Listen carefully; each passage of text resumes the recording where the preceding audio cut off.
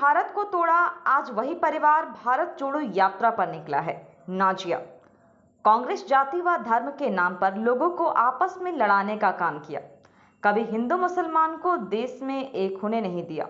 यह पार्टी परिवारवाद का जीता जागता उदाहरण है। जिस परिवार ने भारत को तोड़ा, आज वही परिवार भारत जोड़ो यात्रा पर उसी कन्हैया को लेकर निकला जिसने भारत तेरे टुकड़े होंगे का नारा दिया था। जो भारत का नहीं वो हमारा नहीं।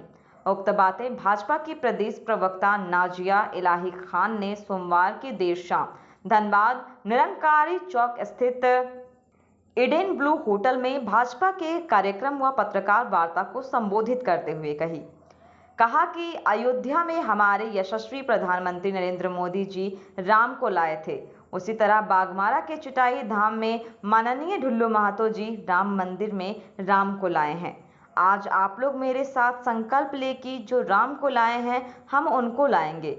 नाजिया ने कहा कि प्रधानमंत्री ने देश की तमाम मुसलमान महिलाओं के दर्द को समझा और उन्हें 3 तलाक से छुटकारा दिलाया, देश को विश्व पटल पर पहचान दिलाई। आपकी समस्याओं को देखकर उसके निदान के लिए बागमारा विधानसभा क्षेत्र से उठकर एक गरीब का बेटा ढुल्लू महतो धनबाद पहुंचा है। धनबाद की सेवा करना चाहता है। इन्हें आप सभी आगामी 25 मई को अपना आशीर्वाद देकर दिल्ली भेजने का काम करें। वह आपकी समस्याओं को बहुत ही करीब से देखा है, आपकी दुख तकलीफों को हमेशा खड़ा रहने का काम किया है। यह गरीब का बेटा संसद में आपकी आवाज बनेगा, धनबाद के लंबित कार्यों को धरातल पर उतारेगा। कार्यक्रम का आयोजन समाज सेवी लेकिन कितनी बड़ी चोर पार्टी है, कितनी बड़ी डकैत पार्टी है। सारे धर्मों को एक दूसरे से लड़ा करके इस देश में अपनी कुर्सी जमाए रखने के लिए कभी हिंदू मुसलमान को एक नहीं होने दिया। अरे इंदिरा गांधी जी के पोते साहब, ये तो बताओ कि जिस परिवार ने भारत को तोड़ा, जिस परिवार ने अखंड भारत के टुकड़े किए, वही परिवार का आखिरी चश्मचराग लेकर निकला था भारत जोड़ो यात्रा। और किसको लेकर निकला था? कन्हैया को, जिसने भारत को हिंदुस्तान तेरे टुकड़े होने पर इंशाअल्लाह का नारा लगाया था। बेशरम राहुल गांधी, बेशरम। कन्हैया को मैंने सुना, खबर आई मुझे कि कन्हैया को हिसाब किताब मिला है, मुंह में थप्पड़ मिला है, मुंह लाल कर दिया गया है। नेशनल न्यूज ने मुझसे पूछा कि आपने ट्वीट मार दिया उस लड़के के पक्ष में जिसने मारा है थप्पड़।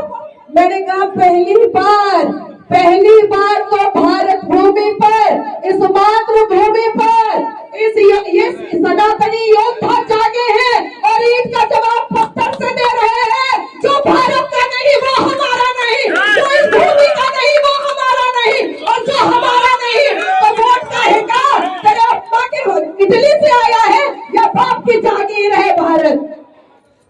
2014 में लोकसभा इलेक्शन से पहले इटली की फिरंगी अंग्रेजन, जिसको आज तक हिंदी बोलना नहीं आता, आज तक नहीं, और राहुल बाबा ने 123 बड़ी प्रॉपर्टी वक्फ बोर्ड को दे दी। गूगल खोलिए और न्यूज में देखिए, 123 बड़ी प्रॉपर्टी वक्फ बोर्ड को दे दी। तो मैं पूछना चाहती हूँ सोनिया एंटोनियो जी, ये 123 बड़ी प्रॉपर्टी क्या आप इटली से अप्पा के साथ जहेज लेकर आई थी और भारत को दी थी क्या? जो आपने वक्फ बोर्ड को दे दिया। कोई पूछे कि कांग्रेस को वोट क्यों नहीं देंगे, तो ये कहना कि जो कांग्रेस का कैंडिडेट खड़ा हुआ है उसको बोलो कि धनबाद में जितनी भी वक्फ बोर्ड की प्रॉपर्टी है वो मेरे सनातनियों को वापस करो, क्योंकि ये राम की भूमि है, यहाँ के कंकर में शक्कर है, हमको वापस करो। ये कोई शरिया कानून नहीं चलने वाला, ये कोई इस्लामिक देश नहीं है जो वक्फ बोर्ड यहाँ पर चलेगा। बाबर के कब्रिस्तान में फूल चढ़ाने वाले को बरसों से बरगला का धोखा देकर झूठ समझा कर रखा गया है। उस भ्रांतियों को, उस कुरीतियों को दूर करने के लिए एक सही माध्यम मुझे समझ में आया, नाजिया इलाही जी। नाजिया इलाही जी को मैं धनबाद में बड़े रिक्वेस्ट करके आज उनका समय लिया और आज होटल ईडन ब्लू में उनका कार्यक्रम था और वे बात उन्होंने जो बातें कही है आपके चैनल के लोगों को, वो बिल्कुल सही कही है। और मैं ये कहूँगा यहाँ जितने लोग थे सभी लोग उसको वायरल करें, जितना ज़्यादा से ज़्यादा हो जनता के बीच में पहुँचाएं ताकि जनता जागरूक हो और समझे कि हमारे देश के लिए कौन क्या कर रहा है और कौन क्या किया था। आज हमारा देश विश्व स्तर पर कितनी तेजी से आगे बढ़ रहा है, ये हर लोग महसूस कर रहे हैं। और